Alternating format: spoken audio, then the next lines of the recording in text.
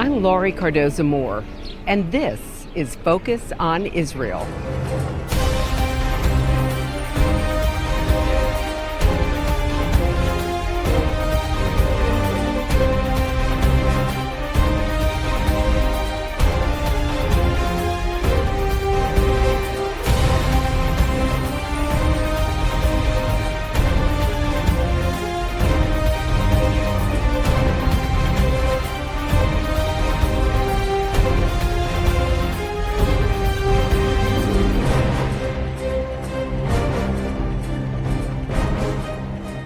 The importance of teaching the horrors and scope of the Holocaust has never been more vital than today.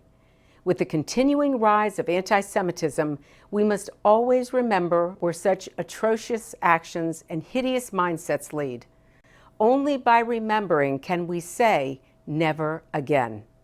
Hello, I'm Laurie Cardoza-Moore, founder of Proclaiming Justice to the Nations, a nonprofit organization dedicated to educating and sharing the message of Christian biblical responsibility to the people and land of Israel in the face of a growing global anti-Semitism.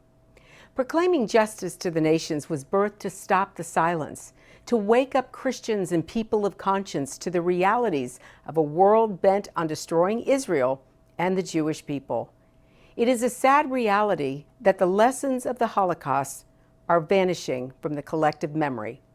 According to a 2018 survey, 66% of millennials could not identify what Auschwitz was, and 22% had not heard of or were unfamiliar with the Holocaust.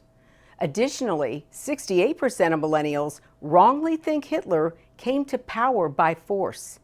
This is underscored by an alarming uptick in schoolyard anti-Semitism. The number of hate incidents directed at Jews quadrupled in K-12 schools from 2015 to 2017. A study by the Anti-Defamation League shows reported incidents jumping from 114 to 457. School grounds surpassed other public spaces, such as parks and streets, to have the highest number of reported anti-Semitic incidents in 2017. A photo posted to Twitter and Snapchat in 2019 showed a Nazi-themed party where California high schoolers played a drinking game with red cups arranged in the shape of a swastika while laughing and doing a Sieg Heil salute. The rise of anti-Semitism in K-12 schools cannot be ignored any longer. Today, only 10 states require schools to teach students about the Holocaust. Without a comprehensive education about this horrific moment in our history, how can we teach a pathway to apply that lesson to the future? One of the greatest teaching aids that is still relevant today is a 2004 documentary titled Paperclips. The film is about the Paperclips project, in which a middle school class tries to collect 6 million paperclips to represent the 6 million Jews killed by the Nazis. Paperclips takes place in the rural Tennessee community of Whitwell, where a middle school class attempts to gauge the magnitude of World War II's Holocaust by collecting paperclips, each of which represents a human life lost in the Nazi slaughter of Jews. The idea came from 3 of the teachers at the school and was completed in their 8th grade classrooms. Today, we're going to show you a portion of this powerful film that was described as being not yet another movie showing the tragedy, but a project of hope and inspiration.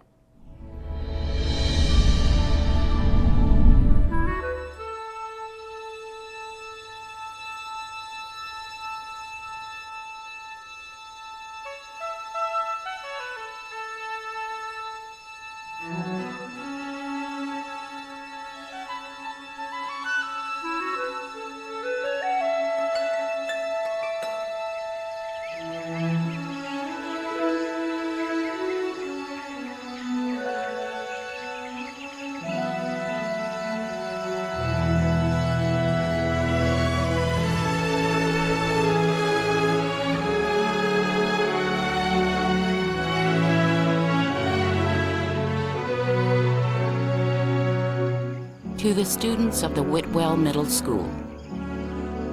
I recently learned from a friend about your paperclip project. I was so moved by the story that I found myself in tears. You've embarked on a journey that begins in the brain but ends in the heart. 6 million Jews will never again dance, love, sing, or learn. But the souls of 6 million Jews will be honored, remembered, and treasured because of your little school in Whitwell, Tennessee, and the tolerance and love that lived there.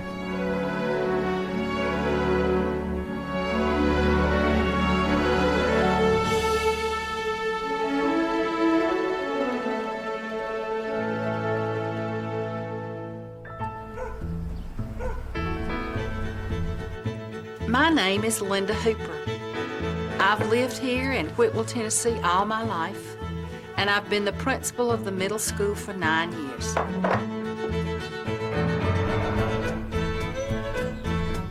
A lot of people have said that our little town is an unlikely place for what happened.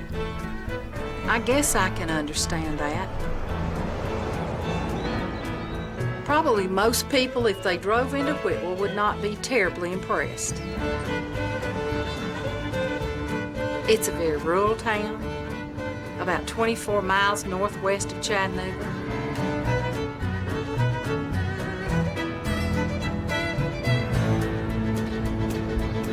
It's got just 2 traffic lights,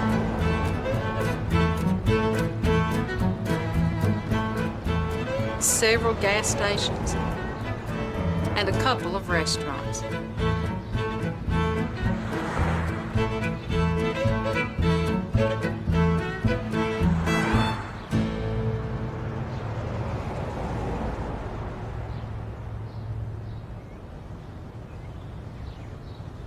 So in 1998, we began an adventure.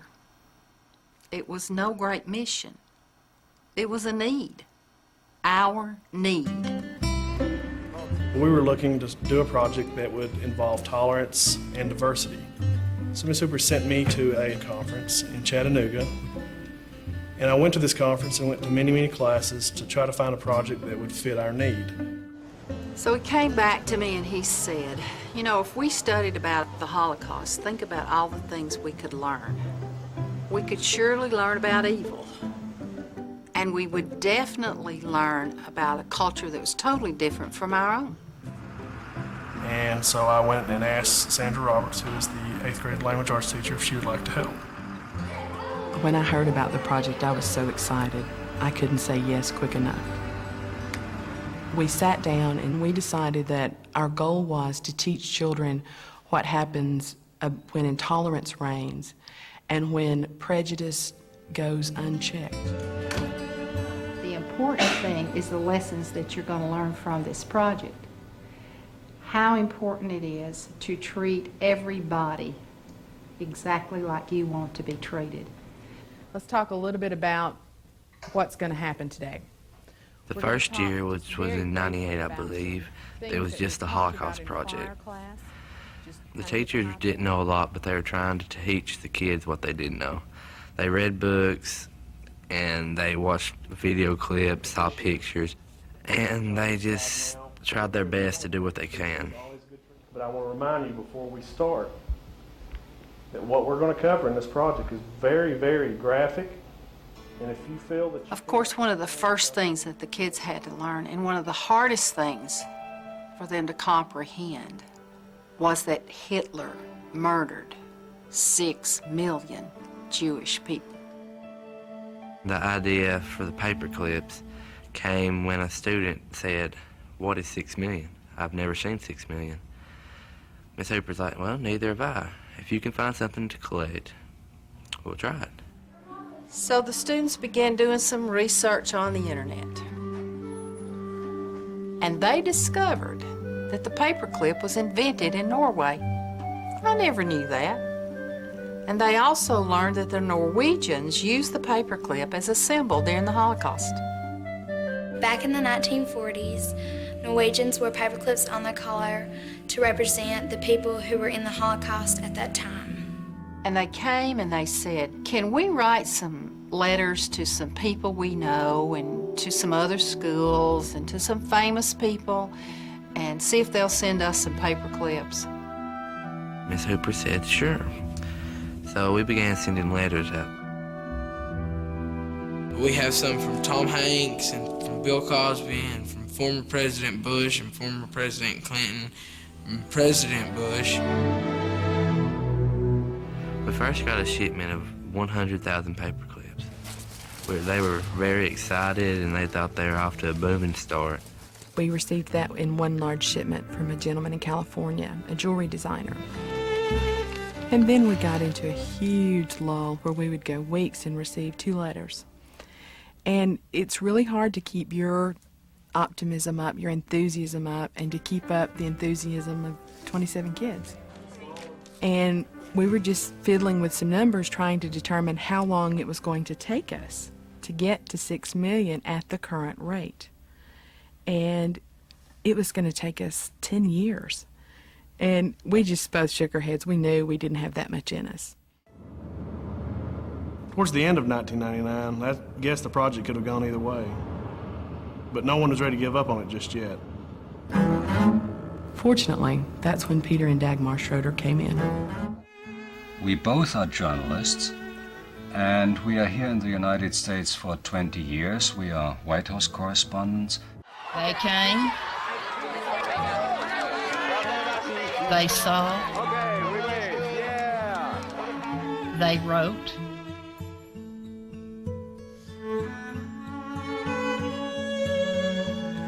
They went back to Washington. They sent Dita Smith with the Washington Post to our school. After I went to Whitwell, I wrote my story, and it appeared on Passover Day. 11,390. Before the Washington Post came, we probably had 150,000 paper clips, and we counted them all. We checked in over 24 million paper clips and about 25,000 pieces of mail. It's in German. They're all addressed to Anne. This is Anne. This is Anne Frank. Somebody is interested enough in what we're doing to take this kind of time. This class in Germany has gotten a suitcase and they have packed it with messages. Basically, they're all kind of asking for forgiveness from Anne Frank. I want to take you to Israel in pictures and film. I want you to see how God's sovereign hand can be seen before our eyes right here in this land. That's why PJTN is offering a special anniversary package that includes a captivating new book and award-winning DVD. Israel Rising is a unique visual story of Israel's miraculous journey from unforgiving desert to thriving nation. Thousands of years ago, the prophet Ezekiel foretold a future time in which the arid land of Israel would come alive for its people. Now this breathtaking book documents the fulfillment of this vision, as rarely seen photographs from the 1880s to the 1940s are juxtaposed with recent photos of the same locations. This book will inspire and captivate you as it illuminates Israel's foretold awakening in a new and unforgettable way. In addition, you'll receive the award-winning documentary, Israel Indivisible, The Case for the Ancient Homeland. This inspiring film examines the many political twists and turns that make Israel the world's most controversial nation. From Abraham and the Promise to the issues facing the Jewish state today, the film examines the historical, archaeological, legal, and biblical foundations for the modern state of Israel. This is a limited time offer for these 2 remarkable resources for just a one-time gift of $70 today. Your generous donation will help ensure that PJTN stays on the front lines and in the headlines of all the important issues facing Israel and our Jewish brethren. So please go to pjtn.org today. From studying history, it's very clear that what starts with the Jews never ends only with the Jews. we must strongly stand against any anti-Semitic trends. For if not stopped, they'll cause harm to all of us, and we'll witness the downfall of our Judeo-Christian Western culture. Today, many people say there's no longer a need for a Jewish state, that Jews around the world no longer need a place of refuge. But anyone who has heard recent statistics about the worldwide rise in anti-Semitism would never make such a claim. The reality is that neo-Nazi groups and Nazi sympathizers are increasing around the world. Surveys show that over 1 billion people in the world harbor anti-Semitic attitudes. Close to 50% believe that Jews have too much power in the business world, and 2/3 of the world's population has never heard of the Holocaust or believe the historic accounts of it are inaccurate. Don't let yourself be manipulated by evil people with a wicked agenda. When the self-serving villains are in control, good people from all religions suffer. Muslims, Christians, and all people of conscience should stand proudly and show respect for a country that gives so much to the world in so many ways. Do your part, do your research, and do what you can to make a difference. Because what happens in Israel does affect us all. This is not just a Jewish or just an Israeli problem. This is a problem for all humanity, for each and every one of us who believe in freedom and human rights. Learn more about what you can do at pjtn.org.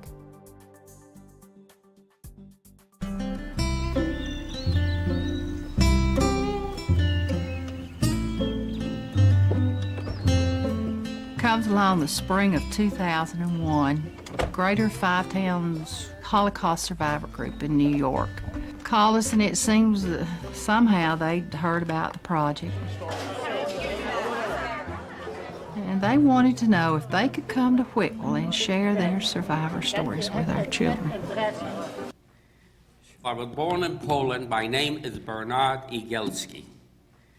My father was quite... When the first survivor came, I think was when we really it hit home what we were teaching. We as Jews were singled out, put in a ghetto, had to wear a star, and we forced... And they spoke and gave us a real-life face to a story.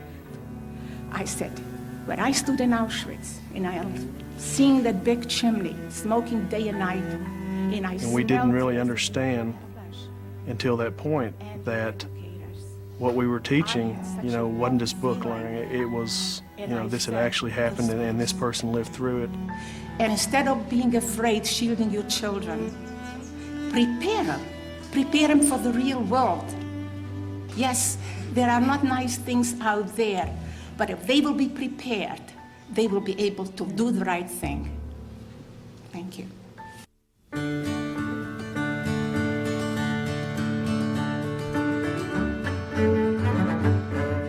By the time the survivors visited us, we had more than 4 times the number of paper clips that we originally set out to collect. There was not a place in this school, not even the broom closet, that wasn't just flooded with paper clips. And we were at dinner one night with the Schroeders, and conversation was just flowing, and Linda, just in between bites, said, "You know what I really wish we could have? I wish that we could have an authentic German railcar of the period to house our paper clips as a permanent memorial." And conversation just stopped. And we all kind of looked at each other and thought, oh, a rail car. Oh, we have to have a rail car. And the Schroeders were like, this is the idea. We will find a rail car. We promise you, we will find a rail car. I think when the decision was made to get the rail car and the Schroeders jumped in and volunteered to find one, I really don't think they knew what they were getting into. Oh my God. We wrote to everyone and his brother and asked him, do you know where a cattle car like this is? And everyone and his brother wrote us back, there are no such things. And then we decided to look for it ourselves. And we went on a detective tour. We drove 3,000 miles crisscross through Germany and went to every rail yard we can imagine. And kaboom, we found one. This car has a long history. It was built 1917. Then 1933, Nazism came, and then it transported victims to concentration camp. And then it went on another journey. And the journey was from north of Berlin, from the Railroad Museum to the German port of Cuxhaven. Time has come to travel on and made my way alone. Souls will mend the journeys and this road will take me home. Swing and turn, Jubilee, live and learn, Jubilee. Swing and turn, Jubilee, live and learn, Jubilee.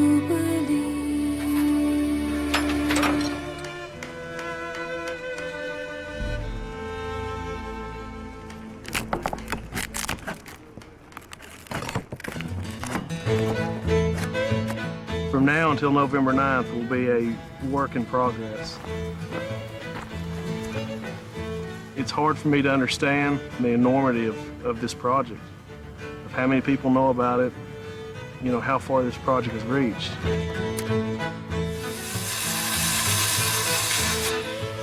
I look at these people that are right here today, and they're as excited about this as I am. We're doing it on a volunteer basis, and just for the town and for the people. The whole community is involved in it, and what little bit we can contribute, why, I'm glad to do so.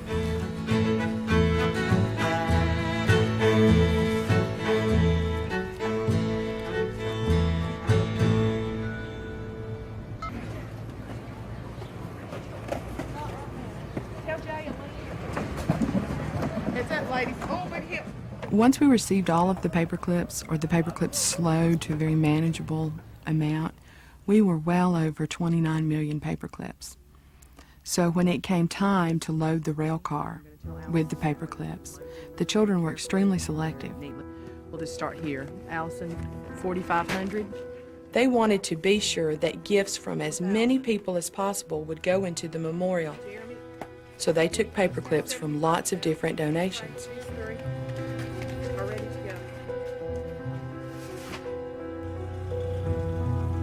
We decided that we should put a total of 11 million paper clips into the car.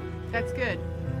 Okay, guys. 6 million to represent the Jewish people who were murdered, and 5 million representing the homosexuals, the gypsies, and the Jehovah's Witnesses, and all the other people known to have been killed by Hitler's regime. Did you see Uprising for the opening? Missed.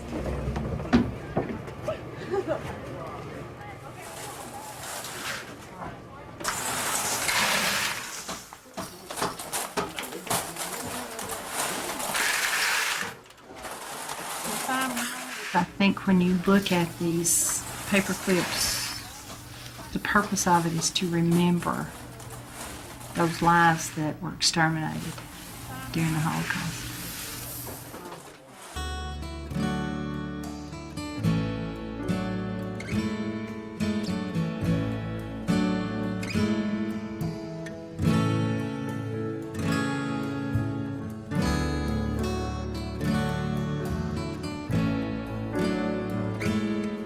The job of collecting paper clips is over, but the job of educating others will never be over.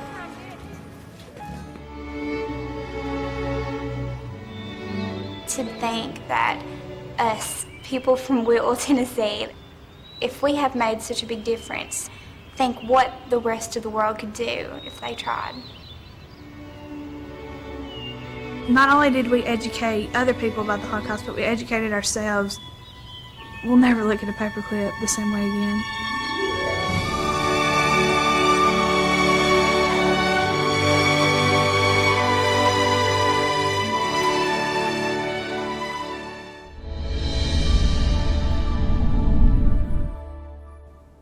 This modest documentary packs an emotional wallop unlike practically any other in recent memory. Its message is so clearly portrayed and profound that I feel viewing it would benefit every family in the country. If you're a parent or a teacher who is grappling on how to teach this horrendous time in history to your children, I highly recommend you purchase a copy on our website store at pjtn.org. Well, that's our program for today, and I want you to know we appreciate your support. The time to take a stand is now. Be a leader in your community and in your church. One person can make a difference. Get involved with and support pro-Israel organizations such as PJTN. Call your senators, congressmen, let your elected leaders hear from you. Visit our website to learn more. Sign up to receive action alerts and order our films to share with family and friends. Please encourage everyone you know to tune in and become informed. God bless you, and thank you for all you do on behalf of our Jewish brethren and all Israel. We'll see you next time on Focus on Israel. To support this program, send your tax-deductible gift to Proclaiming Justice to the Nations, P.O. Box 682711, Franklin, Tennessee 37068. You can also support PJTN online. Visit pjtn.org or call 1-877-873-9020. Anti-Semitism has reached epic proportions, and Israel is now surrounded by nations who seek its destruction. For Israel to lose just one battle would mean losing everything. As Christians, it is our biblical responsibility to stand with our Jewish brethren and Israel.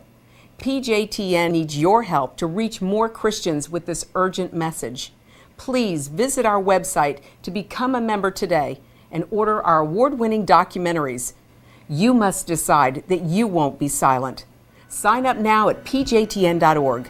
God bless you, and thank you for your support and prayers.